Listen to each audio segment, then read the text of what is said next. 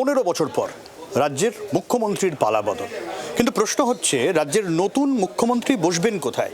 গঙ্গার পূর্ব পার না পশ্চিম পার? এখনো পর্যন্ত যে খবর পাওয়া যাচ্ছে মহাকরণেই নতুন প্রশাসনের তোড়জোড় চলছে। তাহলে কি নবান্নে তালা পড়বে? কলকাতার রাইটার্স বিল্ডিং এর সঙ্গে শুধু সরকারি কর্মচারী নয়, বাঙালির আবেগ জড়িয়ে আছে। পশ্চিমবঙ্গের বহু ইতিহাসের উত্থান পতনের সাক্ষী ওই রাইটার্স বিল্ডিং। 2021 সালে পশ্চিমবঙ্গে ক্ষমতার পট পরিবর্তনের পর পশ্চিমবঙ্গের যে আজকে যেটা নবান্ন হয়েছে, সেই নবান্ন থেকে এই অফিস আমরা রাইটার্সে ট্রান্সফার করব।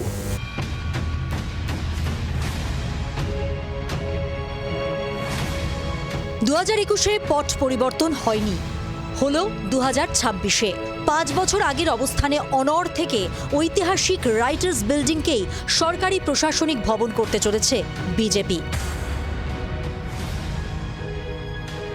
নবনির্বাচিত বিজেপি সরকারের মুখ্যমন্ত্রী কে হবে তা এখনো নিশ্চিত নয়। তবে নতুন মুখ্যমন্ত্রী এবং তাঁর মন্ত্রিসভার সদস্যরা বসতে চলেছেন মহাকরণেই।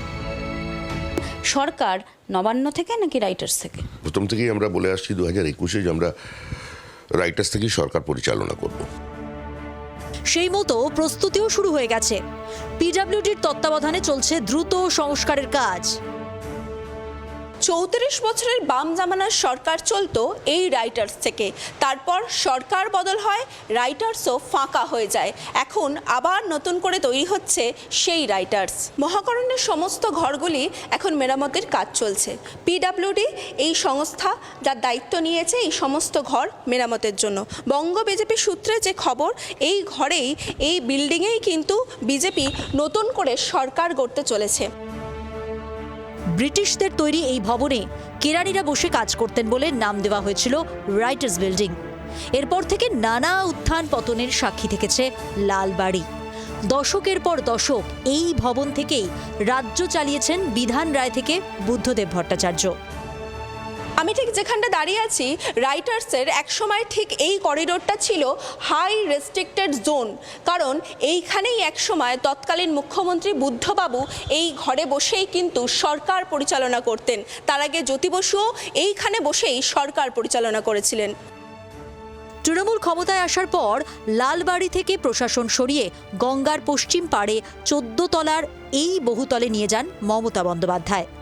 নিজেই যার নাম রাখেন নবান্ন। মমতার পছন্দের রঙেই সেজে ওঠে প্রশাসনিক ভবন।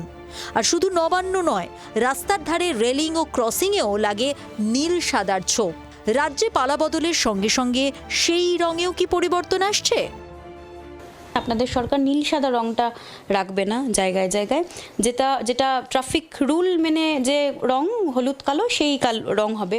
আপনি যে নীল সাদা রঙের কথা বললেন, এটা সম্পূর্ণ আন্তর্জাতিক আইন বিরোধী।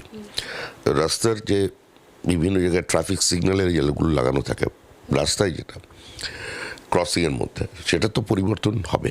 নীল সাদা রং মুছে দেবো বলে নতুন কোনো জায়গায় নীল সাদা রং করেছে, সেটাকে মুছে দিয়ে আমি অন্য রং করে দিলাম জনগণের পয়সা খরচা করে, এই কাজ আমরা করবো না। 15 বছর পর আবার রাজ্য প্রশাসনের কেন্দ্রবিন্দু হয়ে উঠছে রাইটার্স। প্রশ্ন হচ্ছে নবান্নের কি হবে? সেখানে কি পাকাপাকি তালা পড়বে নাকি অন্য কোনো ব্যবস্থা?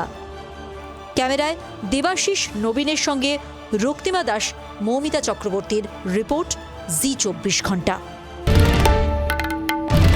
বাংলার আওয়াজ, বাঙালির আবেগ, জি 24 ঘন্টা।